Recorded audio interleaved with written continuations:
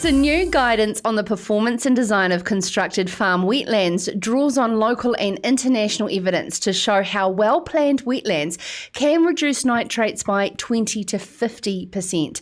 NIWA, supported and co-funded by Dairy NZ, have developed the new guidance and performance estimates, which shows that the wetlands are capable of significantly reducing nitrate and contaminant concentrations. So joining us now from Dairy NZ is Aslan Wright-Stow, Environmental Manager, to discuss this further. Welcome to Sarah's Country, Aslan. Thank you, Sarah. Sarah, thank you for having me. Now, let's work through this. There's a lot of projects across the country that Dairy NZ are involved with, but kicking off with this piece of research, it's quite exciting if we can get it right. What does the best practice look like in terms of constructed wetlands versus natural? I guess the first thing is knowing where to put these things. So, and knowing what the issue in a catchment is.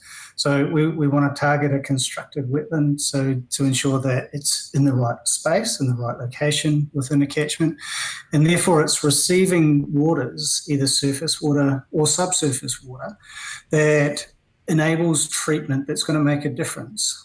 Constructed wetlands, along with seepage wetlands, obviously have huge benefits from a water quality perspective. They also have large benefits from a biodiversity perspective when they're done correctly. So getting the combination of those two things in the right manner, in the right order, can result in significant outcomes and significant improvements for water quality in a receiving environment. Where does one farmer or landowner turn to look to how to best construct, in what location? Yeah, you're right. There's a lot of information out there, and Dairy NZ, along with a lot of others, are involved in a lot of different projects. So as a starting point, what we're doing here with these constructed wetland guidelines, and I guess a point of difference for these ones, is that we're really focusing on the performance of them. So rather than just a sort of a one-size-fits-all, what we're trying to do here is get some better definitions of how well these things work and just how effective they can be.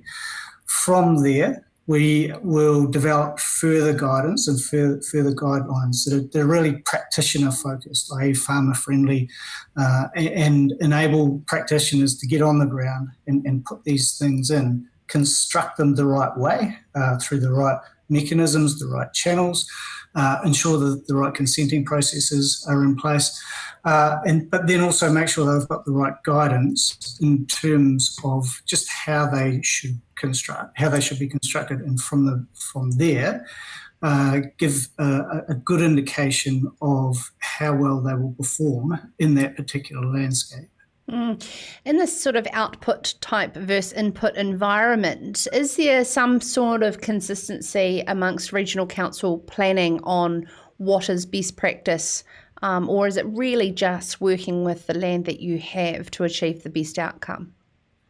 Yeah, it's a little bit of both. And what we're trying to achieve here is broader consistency, such that the landowner gets the right recognition for the effort that they go to for putting these things in. So we've worked through this process. We've worked with regional council and central government, local government, with DOC, with a whole range of different stakeholders to try and get a consistent approach, such that if you're in Northland or Southland, we can be confident in the performance of these constructed wetlands if they're put into the landscape, into a particular farm.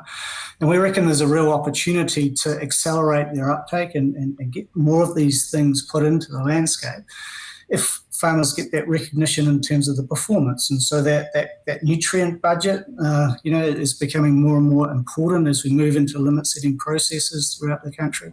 And so if farmers can get that recognition, it's a bit of a silver lining, it's a carrot in order to try and really accelerate the uptake of these things. Absolutely. And there's so many uses for a wetland.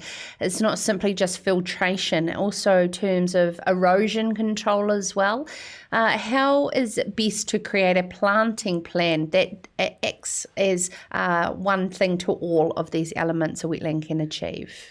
Yeah, it's about the right guidance and the right guidelines and constructing these things in the right mechanism and manner.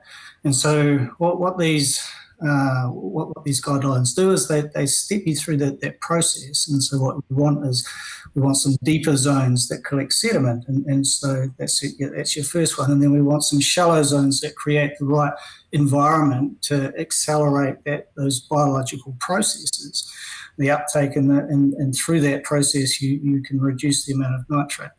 And then some deeper zones as well, and so that you're getting opportunities for sunlight to reduce the amount of pathogens. So it's a matter of making sure that you get that sequence right, such that we can get as many benefits as possible from putting in a constructive wetland. Can you talk us through the relationship with NIWA and Dr. Chris Tanner? Yeah, so Chris Tanner, Dr. Chris Tanner is one of the country's leading experts in constructive wetlands. He's been working on these things for 20 years plus. And so this is what we've got here is a culmination of a lot of experience and a lot of, I guess, individual case studies, both from a New Zealand context and then bringing in some of the broader international case studies as well. And so that underpins those performance estimates that have been developed through this. So we work closely with some of the country's best, and Chris Tanner is certainly one of our experts, both in New Zealand but also internationally. I'd like to touch on a catchment project very close to home here, where we are in the Selwyn Hinds catchment. 50 partner farms are involved to significantly reduce nitrogen losses on farms. Can you expand on a sort of case study example such as that project and what's being achieved? Yeah, well, the Selwyn Hinds catchment is obviously a catchment with some fairly significant reductions required in nitrogen losses. And so the Selwyn Hinds project is a Dairy NZ-led project working across a large number of farmers, so up to 50 farmers in that catchment, to target and prioritise their efforts on farm to reduce nitrogen losses. And so we work with what we describe as partner farms in there. So we've got 50 partner farms.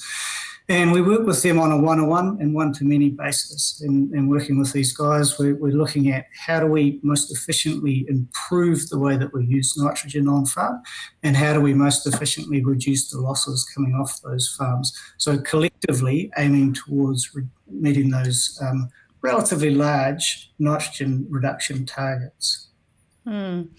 Fantastic. Thank you so much for taking the time to join us, Dairy NZ Environmental Manager Aslan Wright-Stow, and congratulations on the great momentum that you're achieving there, Aslan, as we sort of round out the end of a theme on Ceres Country this week in terms of wetland and riparian planting, as of course last week the government has announced $20 million across multiple different projects, and we'll continue on this later in the show with Tammy Wright from Fork and Spade.